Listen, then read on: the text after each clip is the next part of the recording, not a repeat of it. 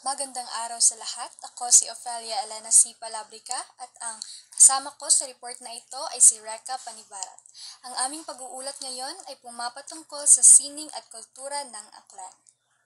Pagkatapos ng aming report, inaasahan na ang mga estudyante ay mailalarawan na ang festival na Ati-Atihan, may ideya na kung ano ang pinagmula ng Ati-Atihan at may kaalaman na sa kultura at kasaysayan ng aklan. Ati-Atihan, isang napakasayang pagdiriwang na pinagkakapuri ng mga aklanong bilang bahagi ng kanilang kultura. Ito ay ginaganap taon-taon tuwing buwan ng Enero sa mga bayan ng Kalibo, Ibahay, Batan, Macatao at Altayas. Ang pinakamasaya sa lahat ng pagdiriwang ang ginaganap sa Kalibo tuwing ikalawang linggo pagkatapos ng pista ng 3 hari. Tinawag na Ati-Atihan ang pagdiriwang dahil ito ay nangangahulugang tularan ang ati, na tumutukoy sa mga katutubong ati or eta, ang mga unang nanirahan sa Panay at mga bahagi ng Kapuluan. Noong unang panahon, ang mga Borneanong dato na tumatakas mula sa kanilang lugar ay tinanggap ng mga ati sa Panay at bilang pasasalamat, ginaya nila ang itsura ng mga ati sa pamamagitan ng pagpipinta ng kanilang katawan ng itim gamit ang uling, habang nagsasayaw at nagdiriwang.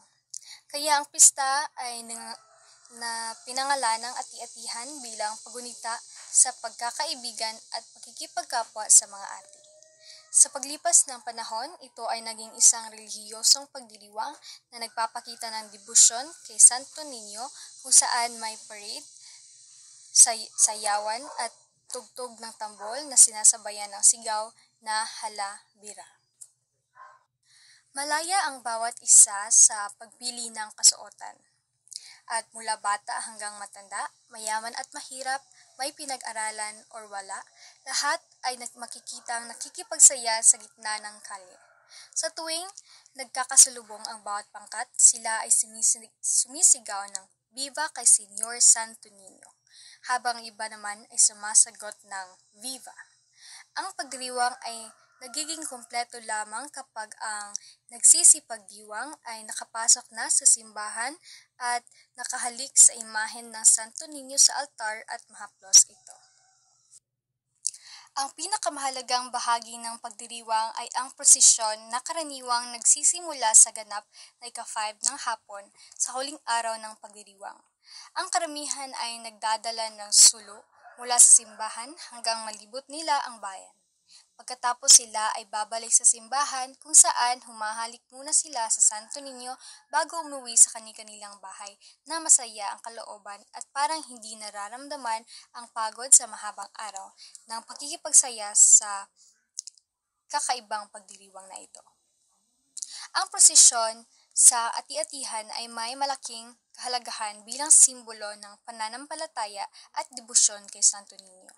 Sa panahon ng prosesyon, iniaangat na at dinadala ang imahe ng Santo Niño bilang pagpapakita ng pasasalamat at paggalang na sumasalamin sa pagyakap ng mga Pilipino sa Kristyanismo mula sa orihinal na paganong ritual na Ati-Atihan. Bukod dito, ang prosesyon ay nagsisilbing pagkakaisa ng mga tao sa pagdiriwang na nagpapalalim ng kanilang espiritual na koneksyon at nagpapakita ng pagkilala sa kasaysayan at kultura ng aklan. Kailan nagsimula ang Ati-Atihan? Sa himig ng tambol, sila ay nagsipagsayaw at labis na katuwaan ang sumapuso sa bawat isa. Mula noon, ipinagdiriwang na nila taon-taon ang pagkakasundong ito at itong huli upang gayahin ang mga tunay na ati, ay nagpapahid pa rin ng itim ang mga nais makipagdiwang. Sa hindi sinasadyang pangyayari, nang dumating ang mga Kastila ng pagayruwang ay nataon sa pista ng Santo Niño, kaya't ito ay nagkaroon ng banal na kahulugan. Galing sa salitang ati, ang maiitim na unang tao, at malay o maray na, ang ibig sabihin ay malaynon. Ngayon, ang karaniwang tawag na lamang sa pagdiriwang na ito ay Ati-Atihan.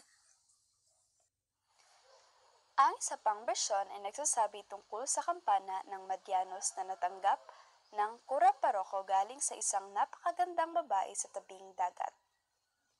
Ang kampana ay puting-puti at napakalaki kaya't 20 lalaki ang kinakailangan upang mabuhat iyon papuntang bayan. Isang batong simbahan ang itinayo upang paglagyan nito. Ang mga nais magnakaw nito ay nilalabanan ng mga mamamayan, subalit marami ring napapatay sa kanila. At dinadala pa ang mga ibang kababaihan nila kaya't sila'y lubhang nalulungkot. Sa isang hindi inaasang pangyayari, isang milagro ang naganap kung saan isang magandang babaeng dala-dala ang Santo Niño ang nagpakita sa mga mamamayan. Pinayuhan silang magpahid ng itim na uling sa kanilang muka at katawan, sumampalataya sa Poong Nazareno, at ipagtanggol nila ang kampana kahit ano paman ang mangyari at huwag itong ipagbibili o itatapon sa dagat sapagkat may darating na kamalasan sa bayan at sa mga mamamayan ng Aklan kung mawawala sa kanila ang kampanang ito. Sinunod ng mga tao ang sinabi sa kanila, nagpahid sila ng mga uling at nang dumating ang mga kaaway, hindi sila inano at hindi na nagsibalik ang mga ito. Subalit, nang sumunod ng mga taon, isang datong nainggit sa pagkakaroon ng kapangyarihan ng mga pari, ang nagpagsyang kunin ang kampana at itapon sa ilog. Ito ay nagawa nila isang gabi sa pamamagitan ng karasan. Naging totoo nga ang mga hula mula noon ang ilog ng Aklan ay palaging bumabaha at maraming nasisirang mga pananim. Marami rin ang nasawi. Upang mabawasan ang galit ng kampana, ang mamamayan at pari ng Aklan ay nagpasyang magkaroon ng taon-taong isang banal na seremonya. Ito ay tinatawag nating Santo Niño o Ati-Atihan. Ayon naman sa ating mananalaysay, ang ati-atihan ay nagsimula noong ika-13 siglo kung saan nagkaroon ng pagdiriwang dahil sa pagkabili ng mga datong taga Borneo sa isla ng Panay sa mga Negreto na pinagmumunuan ni Haring Marikudo. Ang mga dato ng taga Borneo ay umalis sa kanilang bayan dahil sa kalupitan ng kanilang taga-pamuno. Noong 1250, dumating sila sa Aklan, isla ng Panay, sa pamamagitan ng mga bangkang kung tawagin ay barangay.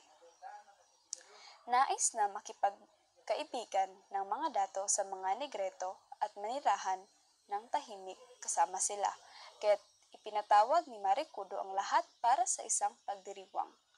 Pagkatapos ay sinabi niya kay Dato Puti na pagbawain ang mga tauhan sa kanilang bangka at sila ay magkaroon ng kasayahan. Pagkatapos ng pagdiriwang, pinag-usapan na ng mga matandang sakop ni Marikudo at ang 10 datong taga Borneo ang tungkol sa pagbibenta ng panay. Isang gintong salakot at isang gintong kwintas ang napagkasunduan nilang kabayaran ng panay. 3 araw matapos ang bilihan, lumipat ang mga taga Borneo sa kanilang bagong tahanan. Mula noon, ipinagdiriwang nilang palagi ang ati-atihan. Tuwing sasapit ang panahon ng tag-ani, ay papahid ng uling sa kanilang muka ang mga taga Borneo pang magkapareho sila ng mga kaibigan nilang Negreto. Ito ang dahilan kung bakit nagpapahid pa rin ng itim ng ang mga taga-Aklan tuwing sasapit ang pistang Santo Niño. Nang dumating ang mga Kastila, pinag-utos ng Aklan na si Don Antonio Flores na ang pista sa bayan ay gaganapin sa araw ng Santo Niño, ang patron ng mga Kastila. Mula noon, ang ati-atihan ay ipinagdiriwang na tuwing ikalawang linggo pagkatapos ng pista ng 3 hari. Ang kasaysayan ng Aklan ay nagsimula noong ika-13 na siglo nang dumating ang isang pangkat ng mga sultan na galing sa Borneo. Ang pangkat ay binubuo ni na Raha Sumakwil, Bangkaaya, Paiburong at Dato Puti na siyang pinakapuno. Binili nila ang panay sa hari ng mga ati na si Haring Marikudo sa pamamagitan ng isang gintong salakot at isang gintong kwintas. Isang konfederasyon ang binuo at ito ay tinatawag nilang Katilingban ni Madias na binuo ng tatlong lalawigan, Irong-Irong, ngayon ay Iloilo, Hamtik, Antique, at Aklan-Aklan sa pamumuno ni Raha Sumakwil. Ang pinakapuno ng lalawigan ng Aklan ay si Raha Pangkaaya, ginawa niyang kabisera ang Madiaos, ngayon ay Marianos Numancia. At noong 1215, ang lalawigan ng Aklan ay maayos na binuo. Nang namatay si Bangkaaya, marami ang pumalit sa kanya. Ang mga ito ay ang anak niyang mga lalaki na si Dato Paiburong, sina Dato Balingaga, Balinosa, at Daguob. Si Daguob ay nagtatag ng kanyang sariling pamahalaan sa Capiz, at nang siya'y namatay, pinalitan siya ni Hagnaya. Ang magsipalit naman ay sa kanya ay si Dato Alimbukod, Balit, Sapi, Kalitnan, at ang Pagbuhawi. Ang pinakahuling dato na namuno sa Capiz ay si Dinagandan, na kung saan inurong niya ang kaniyang pamahalaan sa Aklan sa bayan ng Bataan. Yun lang po ang maikling kasaysayan ng Aklan. Ako po si Reka Edulin Panibarat, ang iyong tagapag-ulat.